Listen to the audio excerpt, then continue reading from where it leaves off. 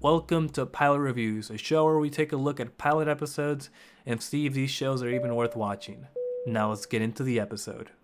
With the fifth and final season of Stranger Things coming out, we thought it'd be fun to check out where it all started. Well, at least I did. Apparently this guy's never seen it. Never seen it. It's ass. That's not your line, you have one line. Back in 2016, I had zero interest in Stranger Things. I wasn't really watching TV. The only thing on my mind was The Force Awakens. I heard about Stranger Things from friends, but it wasn't on my radar. To me, it honestly just looked like Goosebumps with a Netflix budget. So when this idiot over here picked it for our next video, I was a bit skeptical. But after watching the first episode, I gotta say, I'm impressed. The show starts in the Scooby-Doo looking ass laboratory where the lights are flickering. This bald scientist is getting chased by something off screen, and before we know it, he gets snatched.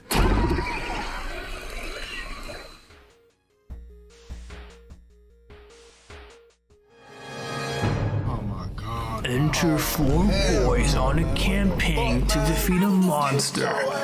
In their desperation, the young warriors huddle together, arguing whether to strike first or raise a shield. Riot Shield. What else should we Riot Shield. I'm a pussy that use Riot But Shield. one hero steps through the chaos and casts a fireball. Now the group holds its breath, waiting to see if the monster will fall. Before their turn ends, Mike's mom kicks them out, and the dice roll isn't revealed. On their way out, Will confesses that his attack missed.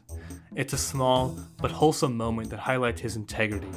It reminds me of something out of the Magic School Bus. This scene captures the feeling of friendship in a way many other shows can't. The group of boys are fully immersed into a game of D&D, so much so that 10 hours have passed since they started. They bicker and they give each other shit, and that's how we know they're friends. No mustard, no ketchup, no relish. Takes away from the flavor of the meat. That's crazy. The bun soaks up all the meat juices. Dude, you're just wrong. I'm wrong. You're just wrong. I'm dude. wrong. Me and the rest of America, me and the rest of the world are You guys wrong. doing it wrong, bro. Try it out, guys. Try it out. L. This short scene does so much to characterize the group. We can see that Mike is their de facto leader, Lucas is headstrong, Dustin's a bit of a worrywart, and Will's a bit sheepish, but brave. We can't help but feel an immediate bond towards them, as they remind us of our childhood friendships. These are the boys we will come to know and love, and follow for the rest of the story. Well, all but one.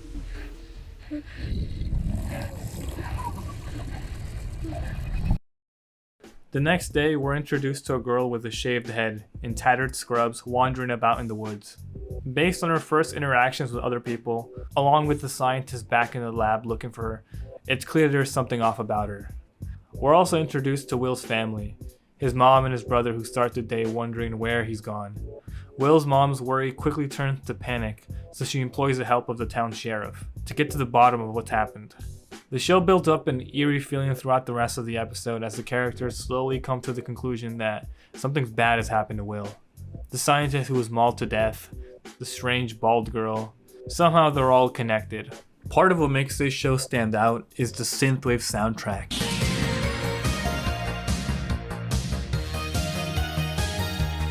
Historically, nostalgia sells very well in the entertainment industry, and they know that.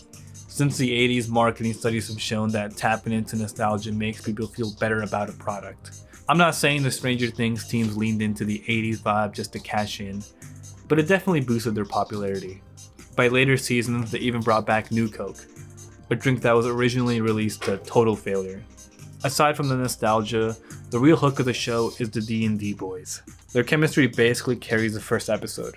The dynamic of a group of friends in a TV show, especially one built around that group as a foundation, will make or break the show. Stranger Things' group of friends exists before the show even starts. It's immediately clear to us that they have chosen to become friends because they genuinely like one another.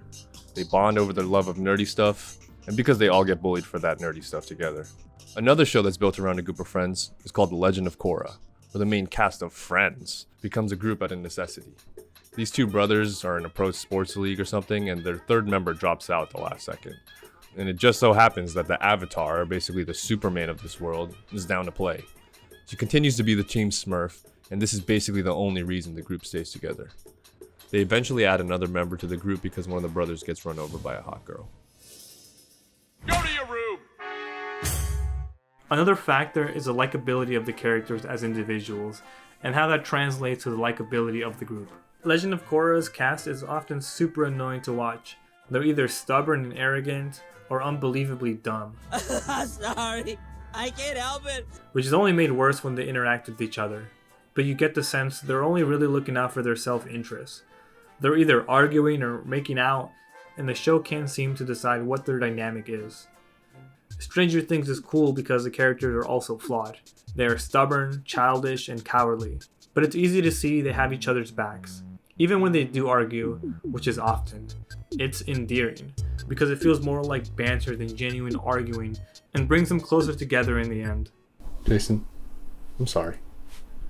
You should eat your hot dog however you want to. I'll accept you, okay? Yeah. Bring it in, bro. Having kids in a mature show is not a novel idea.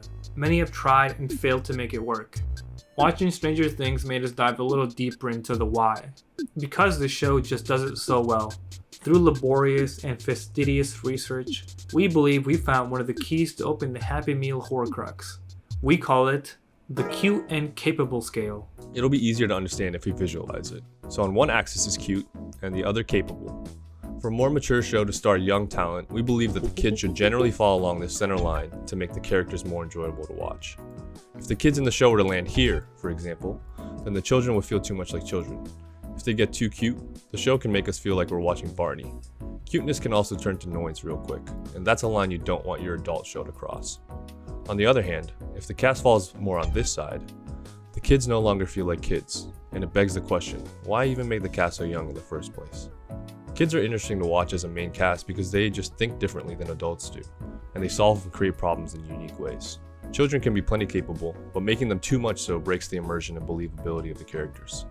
It's a fine line to walk, as placing children into a story for adults can put them into a precarious situation.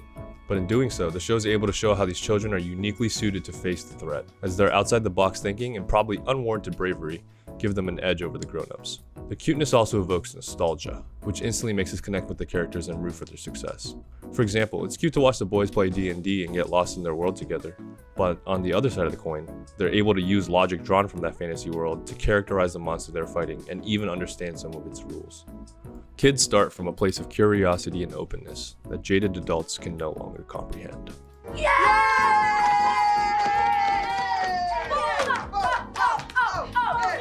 A film that Stranger Things takes some inspiration from is a little indie film called The Goonies. You may have heard of it. Like Stranger Things, it follows a group of kids thrown into an adventure bigger than themselves. In their case, their families are about to lose their homes, until they stumble across a pirate map that sends them chasing treasure that could save their neighborhood.